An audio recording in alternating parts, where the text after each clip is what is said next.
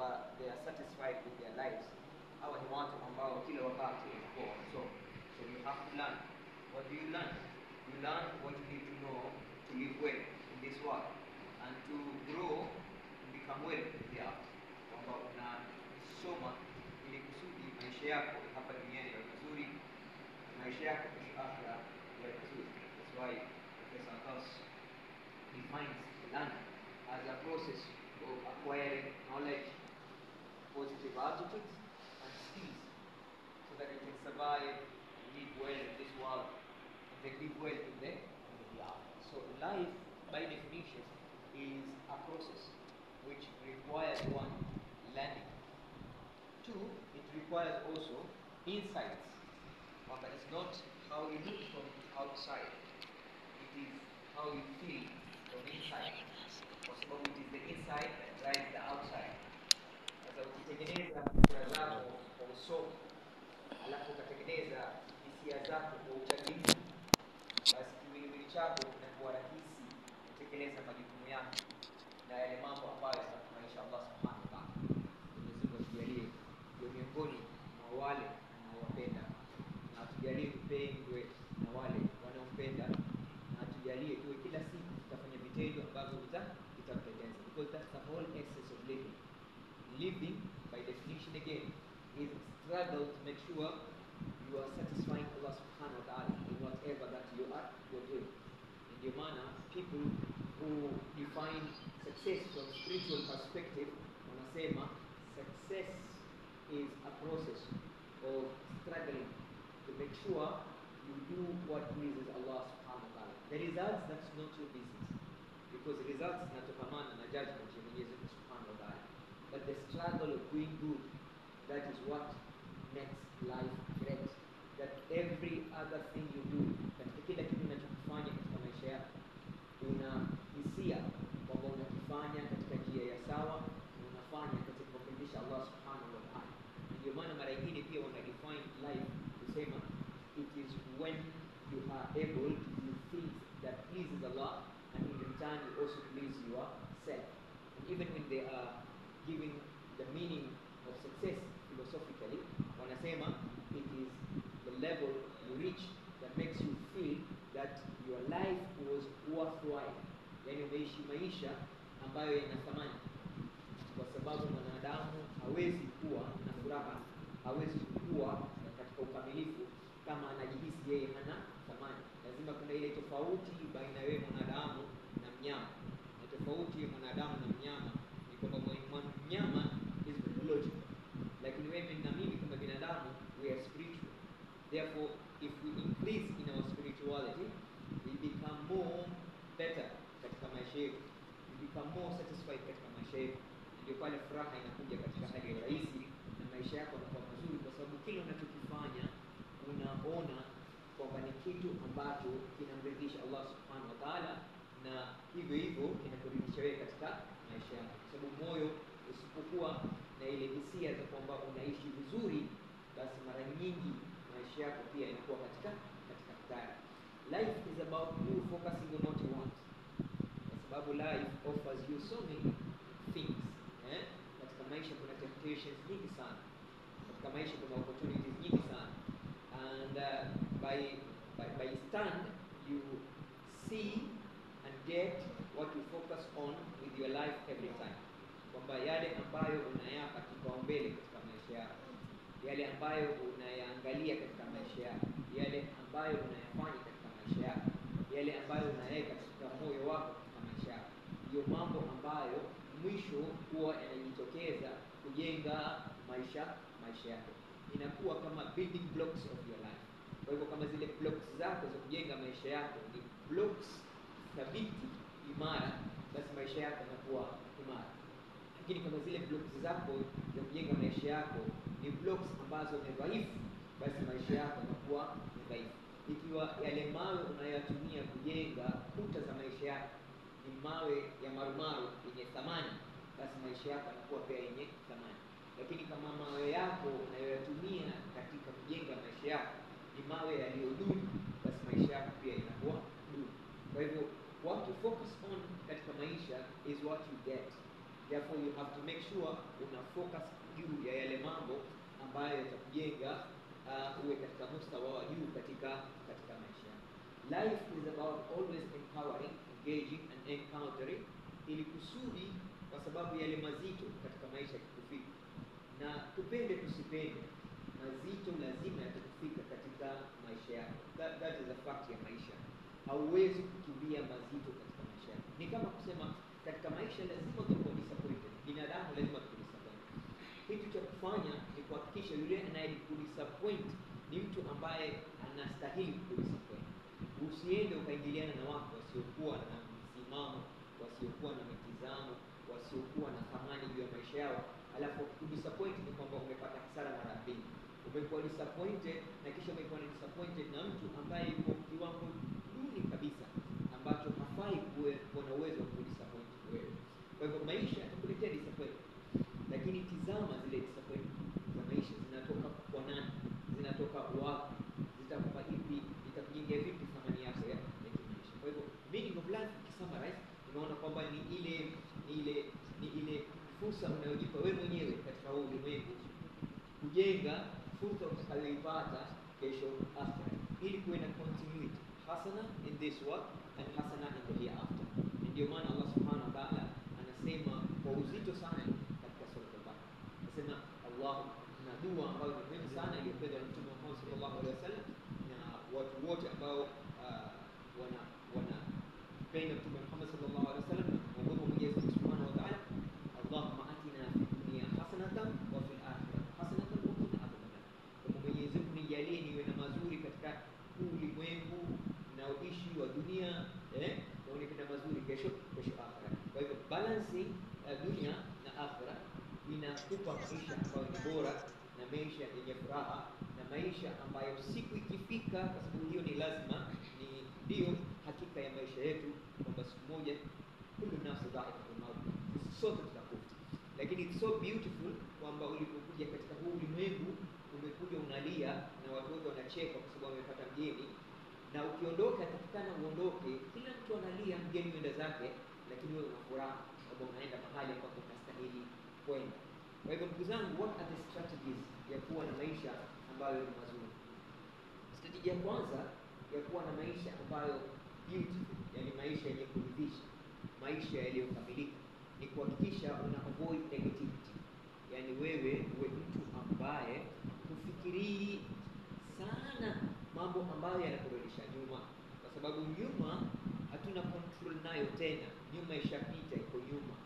Ikiwa utakuwa kila wakati akili yako iko katika jana, juzi, mwaka uliopita, basi itakuwa nadra kwa wewe kuona mwaka ujao, kwa sababu huwezi kuiona leo, kwa sababu wewe uko jana. Kwa hivyo lazima ujipe mazoea ya ku let go yale ya jana, na lazima uwe mtu ambaye una kichujo katika akili yako, kichujo katika moyo wako na kioo cha vitendo vyako, ili uwe unachagua ni fikra gani utaikubali katika akili yako, ni hisia gani utaziweka katika moyo wako, na vitendo gani utafanya katika maisha yako, kwa sababu IQ plus EQ plus PQ inakufanya wewe mwanadamu uliokamilika. Lakini ikiwa ni mtu ambaye kila wakati unafikiria yale mambo yenye kuudhi, kila wakati unafikiria yale mambo yenye kurudisha nyuma, kila wakati unafikiria ile jana ulipofanya makosa, ile jana ulipotukana,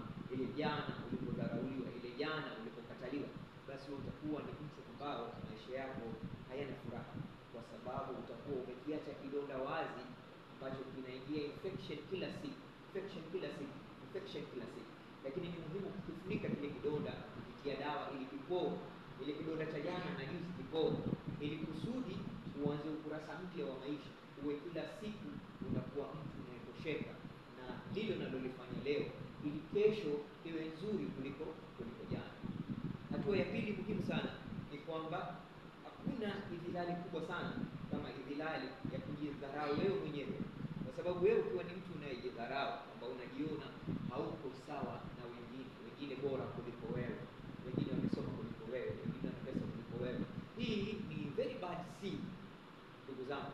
Hii ni sin ya comparison, very bad, kwamba wewe ukiwa mtu ambaye kazi yako ni kujikompea wewe na watu wengine, basi kila siku katika maisha utakuwa na mtu ambaye ni bora kuliko wewe. There will always be somebody who is better than you in this world. Upon one person who is good, there's another one who is better than that one who is good. Upon anybody who is better, there's somebody who is the best upon the best. Kwa hivyo ikiwa wewe ni mtu ambaye kila siku unalinganisha maisha yako na maisha ya watu wengine, basi kufaulu, kufurahi na kusonga kwako mbele utakuwa hakuna msukumo unaotosha. Kwa hivyo lazima ndugu yangu uwe mtu ambaye unajiamini kwamba wewe ndivyo ulivyo, wewe hicho ulicho nacho, wewe hiko unachotaka, basi wewe unaweza kupata. Ukiwa na mtazamo kama huo, inakuwa rahisi wewe kujisonga mbele na kupata maisha ambayo yatakuwa yanakutosheleza na yenye furaha. Ya tatu, unapoangalia mambo ya kimaisha, unapoangalia matokeo ya kimaisha, unapoangalia matukio ya maisha, yaangalie kwa mtazamo tofauti. Usiwe mtu ambaye uko narrow minded, yani unaangalia tu kulingana na mtazamo wako. Angalia pia na mtazamo wa yule mtu mwingine. Kwa mfano mtu amekukosea, wewe kuwa na mtazamo wa pia, je, yule ni kitu gani kilichofanya mpaka akakukosea? Labda makosa ni yako, si yake. Sasa ikiwa unatizama upande wako, utaweza kuappreciate upande wako. Lakini ikiwa utizame upande wako, unaangalia wake peke yake, basi wewe kila siku utakuwa mwanadamu ambaye unakasirika, utakuwa mwanadamu ambaye hujatosheka, na utakuwa mwanadamu ambaye huwezi kuridhika, kwa sababu unaangalia masala yako ya maisha kwa upande mmoja. Yani kwa ufupi unakuwa narrow minded person. Ni muhimu kuwiden your scope ya kufikiria ili uweze kuaccommodate pia tofauti zilizopo katika tabia, mienendo na shakhsia za watu wengine. Hata Allah subhanahu wa ta'ala hujua kwamba sisi hatutokuwa watu ambao tuna tabia moja, hatutokuwa watu ambao tutakuwa na dini moja.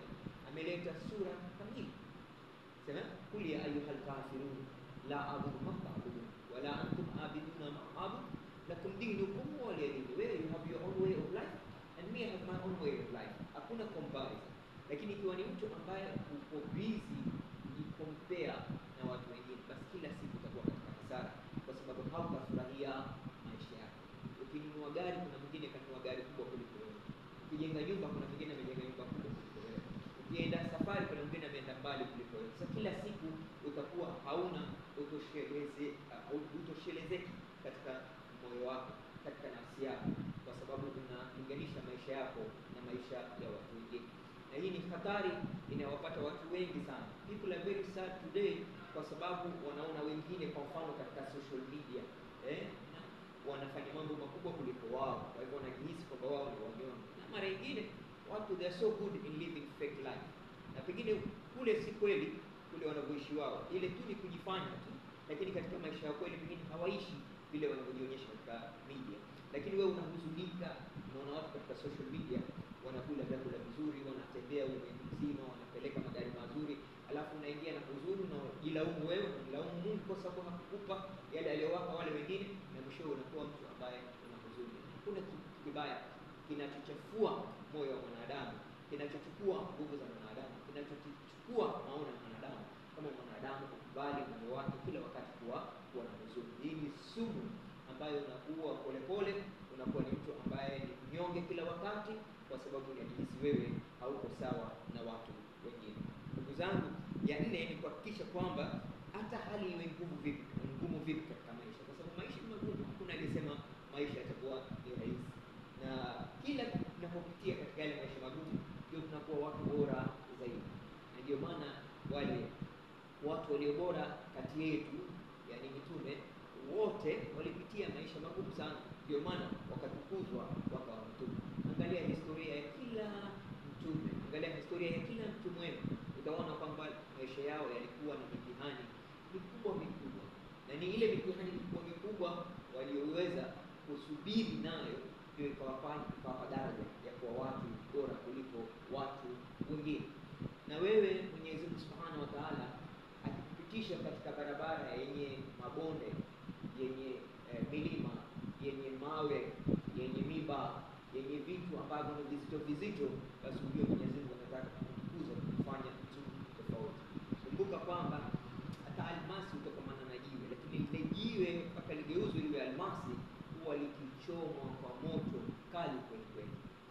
dhahabu tukamana na mawe, lakini dhahabu tukamana na mawe ama jiwe kugeuka kuwa dhahabu huwa linachomwa mpaka linageuka linakuwa dhahabu.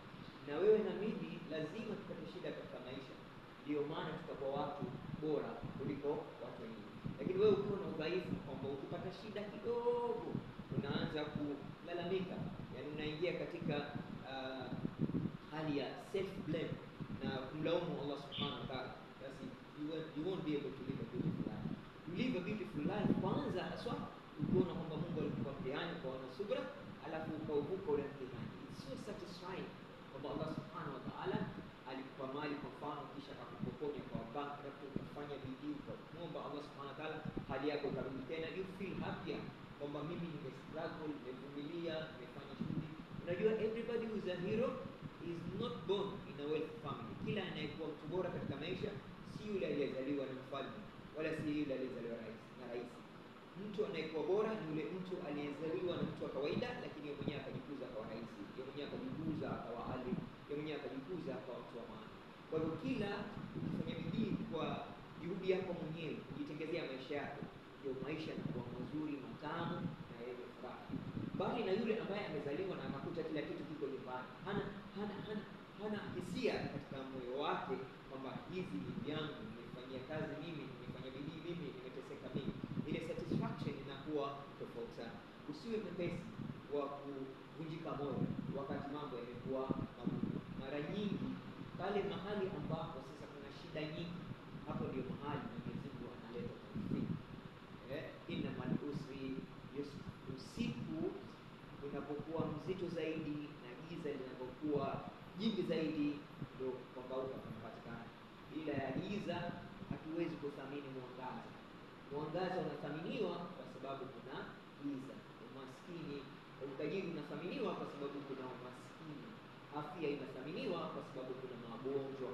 Na wakati ule ambapo hali si nzuri, ndio wakati wa kujitambua wewe ni nani, ili kusudi ufanye bidii mambo ya mazuri, na baadaye unakuwa mtu mwenye furaha, kwa sababu wewe sasa unaishi maisha mazuri, si kwa sababu mtu amekutengenezea ni maisha mazuri. Unaishi maisha mazuri kwa sababu wewe mwenyewe umeyatengeneza yale maisha yako yakawa mazuri. Hamna kitu chenye kuridhisha zaidi katika maisha. Nothing is more beautiful than starting from zero and then you become here. You know what I mean? Umeishi katika kijiji na baadaye kwa mkubwa umeishi katika mji mkubwa zaidi ulimwenguni. Sasa unaona ile safari yako ilikuwa nzuri, ilikuwa tamu, na leo umekuwa mtu wa aina gani? Hapa story to share in the world, kwamba wewe umeanza zero na mwisho unakuwa hero. Kwa hivyo usiwe mwepesi ikiwa maisha yako bado hayajatengenezeka ukawa mtu wa kujibu. Don't give up, kwa sababu kila kitu kina wakati wake, na Mwenyezi Mungu Subhanahu wa Ta'ala mara nyingine anakunyima kukufanya wewe uwe na juhudi zaidi katika kutengeneza maisha yako, kwa sababu pengine angekupa mazuri ungetosheka ukalala hata yeye ungemkumbuka, lakini Mwenyezi Mungu akunyima na wengine ili kusudi kukumbuke kwamba yeye yupo, ujue kwamba yeye ndiye mwenye kutoa riziki, alafu baadaye sasa majitahada wajada, yule anayejitahidi kila siku anafaulu. Ya tano inamaanisha kwamba kila kitu unachokitaka kiko pale ulipo. Ndio maana wanazuoni wetu mara nyingi wanasema hata pepo iko hapa duniani, you just need to work for it. Hata ile pepo iko hapa duniani, everything you want is here. So usiwe unangojea kesho. Maana kesho ni leo, ni sasa hivi. Kwa hivyo fanya unachotaka kufanya sasa hivi, ili kesho iwe bora kuliko jana. Ndugu zangu, kumbuka kwamba hakuna kitu bora zaidi katika maisha yako, hakuna mtu bora zaidi katika maisha yako, hakuna mahali bora pa kulipa katika maisha yako kama familia.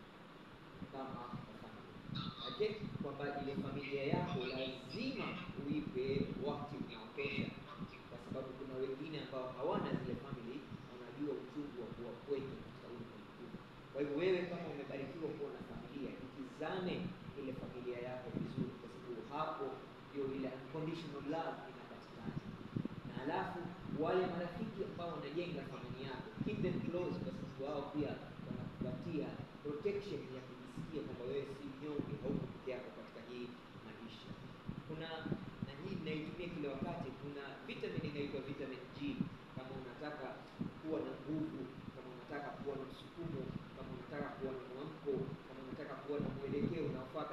maisha basi give, kwa sababu there is a law of karma ambayo inaitwa the more you give the more you get. It's called the great law of life, the great law of life.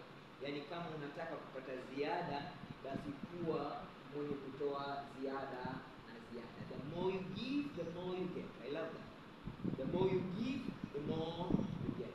Ikiwa uko katika hali ya ugumu wa aina fulani basi dawa ni kutoa. Ukiwa na maradhi hata ya makubwa aina fulani dawa ni kutoa. Ukiwa na upweke wa aina fulani dawa ni kutoa. Ukiwa na maudhiko katika moyo wako dawa ni kutoa. Ukiwa na stress katika nafsi yako dawa ni kutoa. If you are depressed dawa ni kutoa. Uko chini dawa ni kutoa katika hivi. So giving is very powerful. Now giving does not only mean giving money. Giving kuwapatia watu furaha, kuwapatia watu hope, kuwapatia watu mwamko unaofaa, kuwapatia watu elimu, kuwapatia watu mwongozo, kuwapatia watu wanaofaa company. Haya yote yakichanganywa pamoja is what we call giving. Yani unatoa mara nyingine hata kupita ule uwezo wako, na Mwenyezi Mungu anakupa kupita kile ulichomuuliza, kwa sababu wewe umetoa kupita uwezo wako.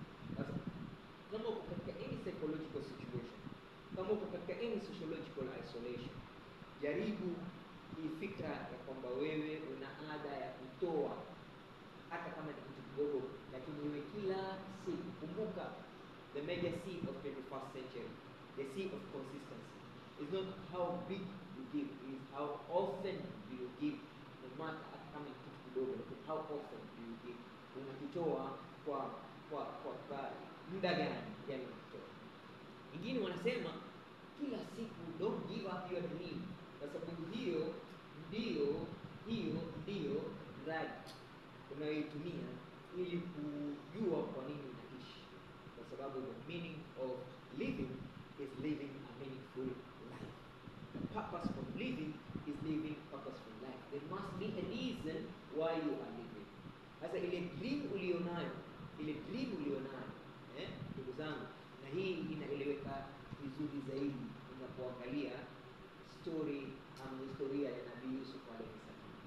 Kwa sababu Nabii Yusuf alipewa ndoto ru'ya ya kwamba nyota, jua, mwezi na jua na nyota zikamsujudia. Basi kila mazito aliyokumbana nayo katika maisha, ndugu zake kumtia kisimani, kuuzwa kama mtumwa, kufungwa jela na kadhalika, hayakumtia dhiki, kwa sababu alikuwa anajua ile ni safari inayompeleka kule ambapo anastahili kuwa. There is no way he would have achieved this dream without going through that process. Na wewe na mimi ikiwa tuna lengo katika hii maisha, kama tuna lengo, na this is beautiful again, Mwenyezi Mungu Subhanahu wa Ta'ala amefanya wazi kabisa ili kutupatia what's our dream, what are you doing in this world, ma khalaqtul jinna wal insa illa liya'budun. Kwa hivyo unakuwa kila unachokifanya unatizama kama njia ya kumridhisha Allah Subhanahu wa Ta'ala. Kwa hivyo huchoki kufanya, huchoki kuswali, huchoki kufunga, huchoki kufanya ibada, kwa sababu unajua at the end of the day Allah Subhanahu wa Ta'ala will reward you with paradise, and more so Allah deserves. So your dream is to satisfy Allah Subhanahu wa Ta'ala, and ndoto yako ni kuplease Mwenyezi Mungu Subhanahu wa Ta'ala, ndoto yako ni kumridhisha Mwenyezi Mungu Subhanahu wa Ta'ala. Kwa hivyo hata ikiwa na uzito wa aina gani ile ibada unaifanya, kwa sababu mwisho wake unatarajia na Mwenyezi Mungu atakuwa na radhi na wewe, na Mwenyezi Mungu akiwa na radhi na wewe, ulimwengu unakuwa mwepesi na kwenda jana na kwa watu. Kwa hivyo ni muhimu sana kwamba zile ndoto tulizonazo, our dreams, japokuwa wanasema every dream requires a skill, planning and a proper team, the circle of concern, a proper team to reach its dream, kufikia kile kiwango chake cha juu. Otherwise life will dim and you have nobody to blame. You are the one who will walk away with shame because you never achieved your dream. Kwa hivyo ukiwa na ile ndoto yako lazima ujenge katika misingi inayofaa ili upate kukua na ifike pale wewe unataka kufika, ili kusudi baadaye you wake up in the morning with a lot of determination, and that's key in living a beautiful life. Be determined in the morning and be satisfied in the evening when you are going to bed. Ndugu zangu, lazima tuwe watu ambao kwamba if opportunity does not knock, it is very important. If an opportunity does not knock, then build a door. Kama fursa ya maendeleo haionekani, haigongi kwa sababu hakuna mlango wa kugongwa. Sasa wewe tengeneza mlango uone kama opportunity haita knock on your door. Sasa ni lazima uwe mtu ambaye unachukua majukumu yako vile inavyofaa. Responsibility is key in terms of getting the right mentality and creating proper possibilities and abilities. Lakini there has to be responsibility sana. Kwamba mimi kubadilisha maisha yangu yawe mazuri ni jukumu langu, 100% responsibility. Sitangoja mtu mwingine anifanyie. Kama nataka mambo yawe mazuri, ni mimi ndio nitafanya bidii mpaka yawe mazuri. Kama nataka kubadilisha maisha yangu, basi uwezo nao mimi, singoji watu wengine wakaja kunifanyia. Kwa sababu ukiwa ni mtu ambaye unangoja watu wengine waje kutatulie matatizo yako na wakujengee maisha yako, unaweza utangoja kwa muda mrefu sana. Kuna law katika maisha inaitwa law of attraction. You don't attract who you are, you attract what you are. Kwa hivyo jaribu kila siku kuwa mtu ambaye utakaribisha katika maisha yako maendeleo yaliyokamilika. Na mtu ambaye anakaribisha maendeleo yaliyokamilika katika maisha yake ni mtu kwamba anajitahidi yeye mwenyewe kwanza, na wengine wanamuona huyu mtu anajitahidi. Kwa sababu yeye anajitahidi, wengine inakuwa rahisi sana kumpatia ile support anayotaka, ili kusudi afikirie mambo ambayo yatakuwa yanamsaidia kujenga uwezo wa kukuza maisha yake. Ndugu zangu, don't be judgmental katika maisha. Usijihukumu. Hukumu ni ya Mungu peke yake. Allahu Hakim, sio wewe. Kwa hivyo unapofanya makosa, unapoteleza, mambo yasipokwenda sawa, usikae chini ukasema hii imetokamana na dhambi zangu, hii imetokamana na makosa yangu, hii imetokamana kwa sababu don't be judgmental. Wewe si hakimu. Hakimu ni Allah subhanahu wa ta'ala. Wewe try your best, do your best, and leave the work of judging you and judging others to Allah subhanahu wa ta'ala. Because the moment maisha yako akiwa so judgmental, you become bitter every day. Utakuwa na uchungu wa maisha kila siku, na utakosa msukumo wa kujipeleka mbele, bali utakuwa unajipeleka chini, na wewe una uwezo wa kwenda juu kufika angani. Kwa hivyo ni muhimu to stop being judgmental. Stop being judgmental. Stop being judgmental. Everybody makes mistakes. Kullu ibn Adam khata wa khairu khata'un at-tawwabun. Yule anayefanya makosa anakaa chini, anaomba msamaha, na Allah ghafurur rahim. Usiwe mtu ambaye utakuwa unajijudge alafu unasema there is no way mimi nitapata msamaha kutoka kwa Mwenyezi Mungu Subhanahu wa Ta'ala, kwa sababu nimekuwa mtu mharibifu, mtu mchafu, mtu ambaye hafanyi mazuri, kwa hivyo mimi maisha yangu hawezi kuwa mazuri. So learn this from me today. Don't be judgmental in your life if you want to live a beautiful life. Kila siku kuwa mtu ambaye unamtegemea Allah Subhanahu wa Ta'ala. Wewe do your best and leave the rest to Allah Subhanahu wa Ta'ala. Mwenyezi Mungu ndiye anayejua nani kati yetu atakuwa ni mtu wa motoni na nani kati yetu atakuwa mtu wa peponi. Sio wewe na mimi. We have no idea. We have no idea. Kwa hivyo usiwe na huzuni, usiwe unajihukumu wewe mwenyewe katika huu ulimwengu kwamba wewe sio mtu mzuri. Nani anakuambia wewe si mtu mzuri? Nani anasema wewe sio mtu mzuri? Ni kitabu. Kwa hivyo kuwa mtu ambaye una invest your best ability in what you do, but stop judging yourself. Always remember to practice an act of kindness. Mahali popote ulipo, jaribu kuwa mtu ambaye you are kind kwa binadamu wenzako, you are kind kwa mnyama, you are kind kwa wadogo zako, you are respectful kwa wakubwa zako, and the most important kindness ni kuwa kind to your own self. So mwanadamu akiwa na kindness katika maisha yake hawezi kufanya mambo ambayo atakudhuru. Huwezi. Well, if you are kind with yourself, hawezi tumia drugs, kwa sababu unajua drugs zitakudestroy, and you are too kind to yourself. Wewe ukiwa kind to yourself, hawezi kuwa mtu mwovu katika hii dunia, kwa sababu you are kind to yourself. So learn to be kind to yourself. Because you cannot give people what you don't have. If you're kind to yourself, automatically you will also be kind to others, and be kind to animals. You will also be kind to trees. You won't cut them anyhow. You will always want things to be in their natural state, and that is beautiful. and it will make this world beautiful, and it will make you beautiful, and it will make your life beautiful because you are kind. Remember, kindness is the only language that the deaf can hear and the dumb can speak.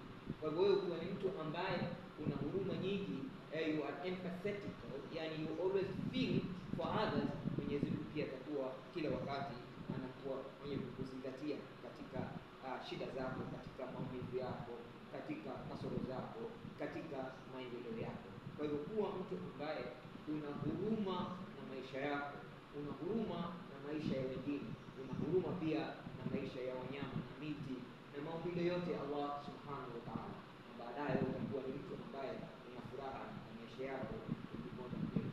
Again, remember, love for others what you love for yourself. That's called golden rule of life. I don't know if you know about that. Golden rule of life. What is the golden rule of life? أحب لناس ما تحب لنفسك. Love for yourself. Love for others what you love for yourself. Ukiwa mtu ambaye hauna wivu na watu wengine na maendeleo ya watu wengine, ukiwa mtu ambaye unasherehekea maendeleo ya watu wengine, basi na yako yanakuwa rahisi sana. Lakini ukiwa ni mtu ambaye moyo wako una chuki, una wivu, una machukivu ya aina yoyote, basi wewe kila siku utakuwa nyuki, kwa sababu moyo wako utakuwa mweusi, moyo wako utakuwa hauna nuru, moyo wako utakuwa hauna energy, na kufanikiwa bila energy, kwa sababu life by its definition again, in physical world, it's a process of energy, it's a collection of energy ambayo inakupa nguvu kuendelea breathe throughout your life. Ndugu zangu, love for others what you love for yourself. Remember, that's the golden rule for life. Yani kuwa mtu ambaye unafurahia, unachekea maendeleo ya watu wengine, basi maendeleo yako yanakuwa rahisi. Remember, what goes around comes around. And that's why Rasulullah sallallahu alaihi wasallam said even a smile is charity. Hata wewe ukiwa ni mtu ambaye wote unatabasamu na watu, unazungumza na watu vizuri, vipi utakuwa mtu vizuri? Vipi utakuwa mtu wa kubaki nyuma? Vipi utakuwa na upweke? Vipi utakuwa na stress? Vipi utakuwa na depression? Kuna S mbili muhimu sana katika maisha, na hii S ya kwanza ni kwamba always smile. When you smile, you get rid of problems. Na S number 2, remain silent, kwa sababu samaki ambaye mdomo wake umefungwa hashikwi na ndoano. And I take that again. Samaki ambaye mdomo wake umefungwa, ndoano haishiki. Na wewe kama mwanadamu ambaye unalinda kile kinachotoka kufungua mdomo wako, basi matatizo hayawezi kufika. You will have peace with everybody.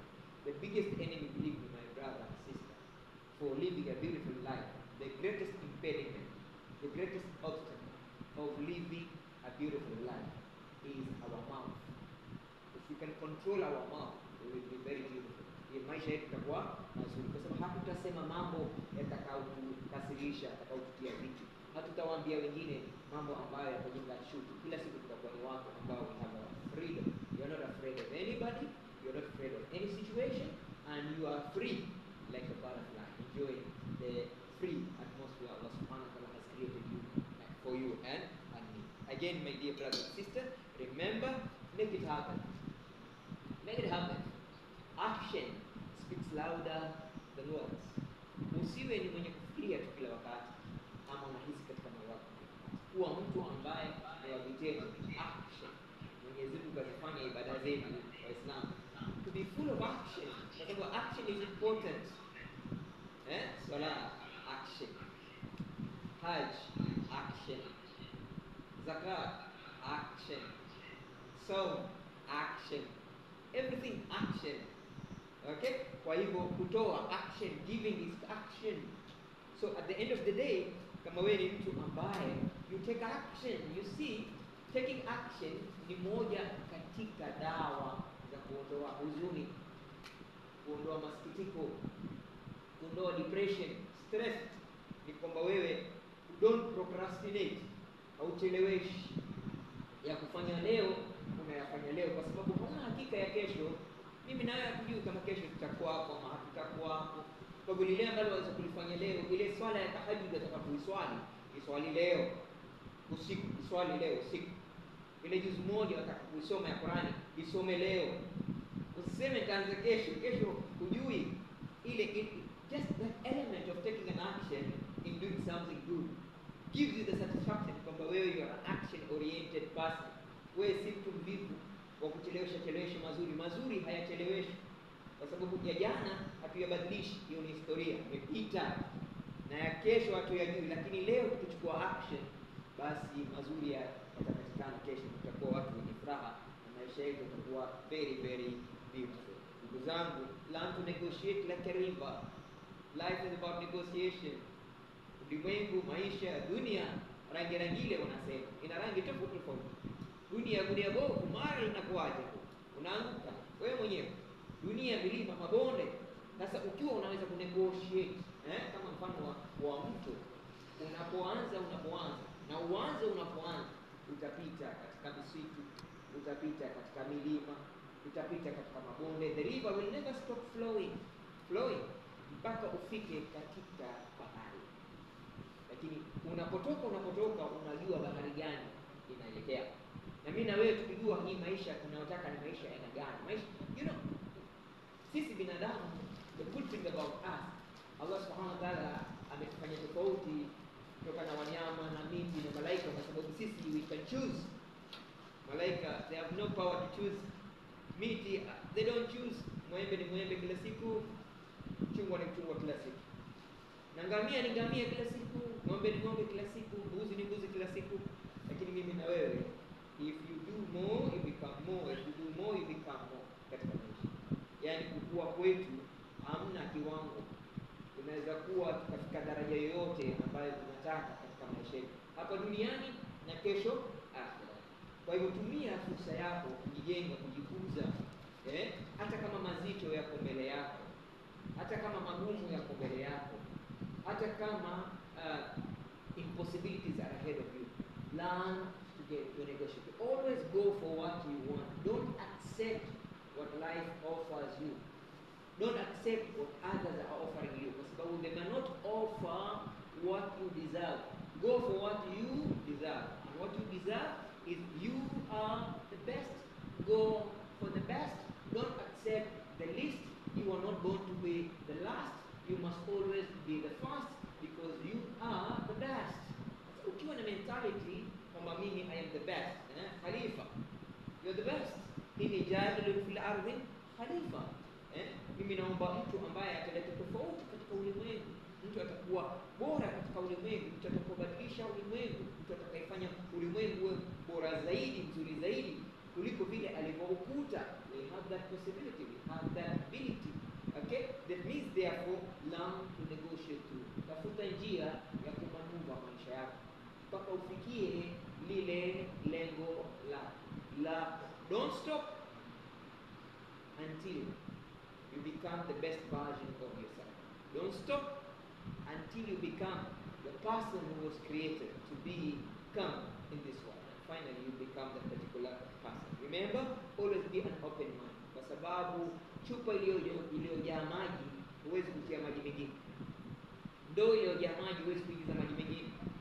Kwa hivyo kila siku make sure your brain is empty. You learn more. Your heart is open. Fear Allah more. There's always more. It's never enough until it is enough. It is not over until it is over. Until you win, you cannot rest. Because you are the best. Now, if you rest, that means you are satisfied with the little person that you are. You are satisfied with the little wealth that you have acquired. You are satisfied with that little knowledge that you have acquired. Always, sisi binadamu hatuna limitation ya kukua. Tunaweza kukua katika sisi, matendo yetu hayako katika DNA zetu. Sisi kama wanyama. Sisi ukuaji wetu unatokamana na yale matendo tunayoyafanya. Au mwenye hours work. Wanasema kama wataka kutumia bila ya kuhesabu ngapi zimebakia, basi fanya kazi bila ya kuangalia saa, ili hiyo maisha yataangamia. If you want to spend without counting, don't work watching the clock. Do the best you can be. Do more and you will get more. In the interest of time, always practice makes improvement. Kwa hivyo kama kuna kitu hujakizoea vizuri, kuna kitu huwezi kukifanya vizuri, just practice, my friend. Just do it. No one was born an expert in this world. Hakuna mtu. Ukimwona mtu anasema Qur'an vizuri kwa sababu anaisoma kwa muda mrefu, sasa anaisoma vizuri. Na wewe isome kila siku uone kama unasoma vizuri. Ukiona mtu anaongea Kiingereza vizuri, ni kwa sababu anaitumia ile lugha kila wakati. Sasa ulimi wake umekuwa umezoea kuzungumza Kiingereza. Ukimwona mtu ana elimu nyingi, ni kwa sababu anasoma vitabu kila siku, na wewe kusoma vitabu pia utakuwa mtu mwenye elimu nyingi. Ukimwona mtu ana senti nyingi, ni kwa sababu yeye anafanya kazi kwa wingi, na wewe fanya kazi kwa wingi, uone kama utapata senti nyingi. Kwa hivyo always practice makes improvement. It doesn't make perfect, kwa sababu mwanadamu hana perfection. Hakuna perfection katika maisha ya mwanadamu. But it makes improvement. You become better by doing more and more every day, and we show it, you reach that level of excellency. That is where we need to be. We reach that level. Unafika katika ile mtumaini kwamba umefika level Mwenyezi Mungu ameridhika na wewe. Fadhuli fi ibadi wa dukhulil janna. The level where Allah Subhanahu wa ta'ala, yes, you live your life to my satisfaction, now welcome to paradise. Sasa hii si paradise ya kesho akhera peke yake, pia paradise ya hapa ulimwenguni. Kama nilivyosema hapo awali, hata hapa duniani kuna paradise. And paradise is where you are. Do the best you can do where you are, and you get your paradise in this world and paradise in the hereafter. Remember, always in life, go for quality. Quantity sometimes, is fake, lakini quality is very important. Kwa hivyo katika kila maisha yako, use the cue of quality. Your prayer, quality. Your recitation of Quran, quality. Your studies, quality. Your relationship with people, quality. Your friends, quality. Your relationship with Allah, quality. Your love for Prophet Muhammad sallallahu alaihi wasallam, quality. Whatever your dress, quality. Your speech, quality. What you look at, quality. Sasa ikiwa mtu ambaye maisha yako yanapelekwa na cue of quality, basi kila kitu chako kitakuwa baraka, kila kitu chako kitakuwa kizuri, kila kitu chako kitakuwa na mambo yakiwa mazuri, ndio pale you become happy with your life, and that's what we call beautiful life. Kwa sababu ukifungua macho yako unachokiangalia ni kizuri, ukifungua mdomo wako maneno yanayotoka ni mazuri, ukimwangalia sahiba yako ni mtu mzuri, ukiangalia swala zako unaziswali nzuri, ukiangalia kiraa yako ya Qur'ani ni kiraa nzuri na kadhalika, unaangalia kazi zako na mambo yanakwenda vizuri, basi unakuwa ni mtu ambaye amejibeka katika hali ya kwamba wewe ni karimu au utafikiwa na hatari. Remember, relationship is key. Mwanadamu hafaulu peke yake, we all need each other, lakini you have to be very careful. Ile circle yako ya maswahaba zako and friends and family and people you know should be people who are pushing you towards the right direction, not towards distraction. Usimuweke mtu katika maisha yako ikiwa yeye ndiye sababu ya kuharibikiwa kwako, kwa sababu mtu kama huyo ni mtu ambaye ataipoteza thamani yako, na utakuwa hauna mashiko, na utajua uendako, na utapoteza uhusiano na Mola wako, na utapata daraja ya mwaliko kuingia katika pepo. Utakuwa ni mtu ambaye hauna direction ya maisha yako. Remember, hakuna kitu muhimu. If you wanna go up, you must give up vitu ambavyo si za maana. Lakini ikiwa vitu vyako kila siku ni vitu duni, ufanye vitu vya maana, basi maisha yako pia yatakuwa hayana maana, kwa sababu life is meaningful by its state. Okay, everybody makes the meaning out of that greater meaning. Sasa wewe ukisema my life is meaningless, kwa sababu wewe you don't understand why you are living. Kwa sababu life by itself is meaningful. Inni ja'ilun fil ardi khalifa. Wewe umeletwa hapa kwa sababu ukijua sababu ambayo imekuleta hapa, utakuwa ni dhahabu na hutapata adhabu wala hutajiweka katika aibu, bali wewe utakuwa ni mstaarabu, kwa sababu unajua ile sababu iliyokuleta hapa ulimwengu na ile sababu ambayo inakufanya wewe uishi katika ulimwengu, na kile unalolifanya kwa sababu. The purpose of doing whatever you are doing, you must understand its purpose. Why? Remember the why. Understanding kwamba mimi I am doing this because of this becomes much easier in our life. Remember, at the end of the day, you have to take control of your own life. And time is of essence. Kwamba one beautiful thing ambayo inaweza kucontrol kuona beautiful life ni kwamba wajua is not going to be forever. It is not everlasting. Na kitu ambacho kimekadiriwa lazima ukitumie vizuri, kwa sababu hujui kitamalizika lini. Ni kama mfano mafuta yako mazuri wayapenda na kichupa chake kidogo, sasa unakitumia kidogo kwa sababu unaogopa kitakwisha, hujui kitakwisha na unapenda sana. Na maisha yako ukiona ni maisha ya thamani, basi hujui yataisha vipi, utajua yataisha vipi, hujui utaisha wapi, utajua utaisha namna gani. Kwa hivyo unayalinda yale maisha, una check responsibility, na unajua kwamba time is not on your side. Time can stop any moment of your life. Kwa hivyo be careful. Wanasema ukitaka kuishi maisha ya furaha, imagine umepata heart attack. Sasa utachagua chakula kwa sababu umepata maradhi ya moyo. Ukitaka kuwa na maneno mazuri, wewe kila siku fikiria kwamba yale mabaya unayosema kila mtu yayasikia, basi utakuwa unasema maneno mazuri kila siku. Ukiwa unataka kuwa na ikhlas, unataka na shakhsia nzuri, basi imagine kwamba unakuwa na mazungumzo ana kwa ana na Allah subhanahu wa ta'ala. Kumbuka kwamba kuna CCTV na kufuata kila mahali. Wewe utakuwa matendo yako unachagua kwa sababu una ile hofu kwamba mimi na and you will be living a very beautiful life kwa sababu kuna control mechanism ambazo zinakulinda na zinakuongoza na zinakuhakikishia kwamba utafika mahali ambapo ni pazuri kuliko pale ulipo hivi sasa. Ndugu zangu, remember at the end of the day, responsibility of making our lives beautiful lies with us. Jukumu la kufanya maisha yetu yawe mazuri, matamu, yenye maendeleo, yenye kuridhisha iko katika mikono yetu. Don't worry again, always visualize your life. Angalia maisha yangu yako wapi na kwenda wapi. Visualize. If you can see Jannah, you will work for Jannah. If you can see the power of Allah subhanahu, if you can feel the presence of Allah subhanahu wa ta'ala, you will always live according to the teaching of Allah subhanahu wa ta'ala. Ukijiona wewe mwenyewe kwamba umekuwa mtu mwenye thamani katika maisha, hautakubali kushuka chini kabisa.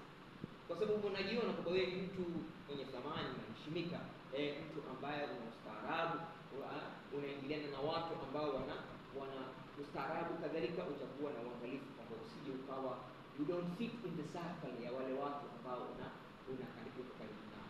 Kwa hivyo ndio maana wanasema your network is your network, your circle of influence and your circle of your concern.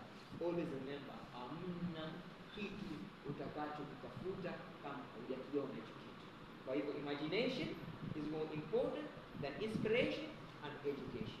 When you imagine your level of life, you imagine the quality of your life, imagine the destination of your life, hiyo ndio inakupa msukumo wa kuweza kuishi maisha ambayo finally say, wow, this is the life of my dream. Hamna hasara kubwa kama hasara ya kwamba sasa Malakul Mulk amekusimamia katika amani ya Allah subhanahu wa ta'ala, na kile ukiangalia na kile ukifikiria waona kwamba sikuishi maisha yale mimi nitaka. Sikuishi maisha. Nasema wale wanaofanya utafiti wanaokufa, nasema wale watu wanaokufa mara nyingi hawajutii yale walioyafanya, lakini wanajutia kwamba walikuwa na fursa ya kufanya mazuri na mazuri na mazuri na mazuri, lakini hawakutumia hiyo fursa vizuri. Kwa hiyo Mungu akikupa fursa ya kufanya mazuri, yafanye. Usiseme mtangoje kesho haiji. Kwa hivyo yafanye leo, na kufanya leo, kesho mambo yatakuwa mazuri zaidi kuliko ya jana. Kila siku when you lose, don't lose it. When you lose anything in your life, you lose your business, you lose your relationship, you lose your marriage, you lose your children. Anything you lose only once, but don't lose the lesson. Katika kila mtihani Allah subhanahu wa ta'ala anakupa kuna na somo linapatikana katika mtihani huo, na hilo somo mara nyingi ni somo ambalo ukilifuata litakufanya mtu bora kesho kuliko ulivyokuwa jana kabla ya huo. Kwa hivyo kuwa mwanafunzi mzuri wa maisha, kwa sababu maisha ni mwalimu. Maisha ni mwalimu, upende usipende, maisha yatakusomesha. Lakini ukiwa ni mwanafunzi mzuri utasoma kutokana na maisha. Na ukisoma kutokana na maisha hatakushinda. Maisha hatakuchenga. Na maisha hatakurudisha nyuma. Na maisha hatakuangusha, bali utakuwa kila mtu mwenyewe. Kila siku you are learning, you are becoming more experienced, you are becoming more. And that's the beauty of living a long life, kwa sababu you are getting experience out of this life. Sasa ile experience lazima ikufanye uwe mtu bora zaidi kesho kuliko vile ulivyokuwa jana. Remember, as you struggle, usiwe comfortable na pale ulipo. Usiwe comfortable katika maisha. Haya maisha ya dunia si maisha ya kuwa comfortable, ni maisha ya kustrive, ya kustruggle kuwa better. Usiseme mimi sasa nimetosheka. Hamna kutosheka. Kutosheka kunakuja watu wakisha kukufikia sasa. Sasa hapo kutosheka. Lakini kila siku fanya bidii uongeze uchumi wako. Kila siku fanya bidii uongeze elimu yako. Kila siku fanya bidii uongeze marafiki bora katika maisha. kila siku fanya bidii uwe bora kesho kuliko vile ulikuwa bora jana. Don't get sad. Adui mkubwa sana wa maendeleo yetu na maisha yetu ya mazuri ni kuwa comfortable, kuwa katika ile comfort zone, because people don't grow where they are comfortable. Remember, you are a unique person. Learn this from day to day. Nobody is like you in this world. Amna mtu mwingine duplicate yako. Sasa treat yourself as a special person. You are as unique as your fingerprints. You are as unique as your DNA. You are special. Don't compare yourself to anybody else. You, the way you are, you're very special. Usikubali kujitusi kwa kujilinganisha wewe na maisha yako na wengine na maisha yao. Wewe live your life to the full. Anasema live full and die empty. Allah brought you here to make a difference, not indifference. Don't be indifferent, make a difference. Ili kusudi siku unaposema hello, goodbye, then watu watakumbuka kwa muda mrefu kwamba you did your best and you became the best. Zero on your target. Okay? Usiwe mtu ambaye unazurura na kuzunguka na utawala na kufikira za utawala na haufiki pale unapotaka kufika. Kuwa mtu ambaye unafikia yale malengo yako. Nataka kumaliza kwa sheria 12 za maisha. Sheria ya kwanza ni sheria ya kuwa great. What you do, what you give is what you get. Sheria ya pili is the law of creation. It doesn't happen until you make it happen. Sheria ya tatu ni sheria ya humility. How you treat others is how you are treated. Sheria ya nne ni sheria ya responsibility. It's up to you to make it happen. If you don't make it happen, it will never happen. Sheria ya tano ni sheria ya focus. You get what you focus on. Sheria ya sita ni sheria ya here and now. Do it now. Don't wait until tomorrow. Sheria ya saba ni sheria ya growth. Kuwa usibaki mkinyole kila siku. Sheria ya nane ni sheria ya connection. Connect to the right people. You become who you know in your life. Sheria ya tisa, giving and hospitality.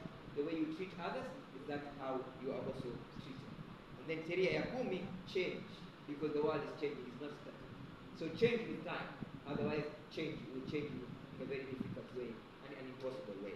Sheria ya 11 ni sheria ya significance and inspiration. Jaribu kuwa mtu mteule katika maisha yako. Na sheria ya 12 ni sheria ya patience and reward. When you become patient, inna Allaha ma'a as-sabirin. Wal 'asri innal insana lafi khusr illa alladhina amanu wa 'amilus salihat wa tawasaw bil haqq wa tawasaw bis sabr. When you're patient, everything works towards you, and life will reward you in this world, and life will reward you in the year after, and you'll be satisfied and say, yes, this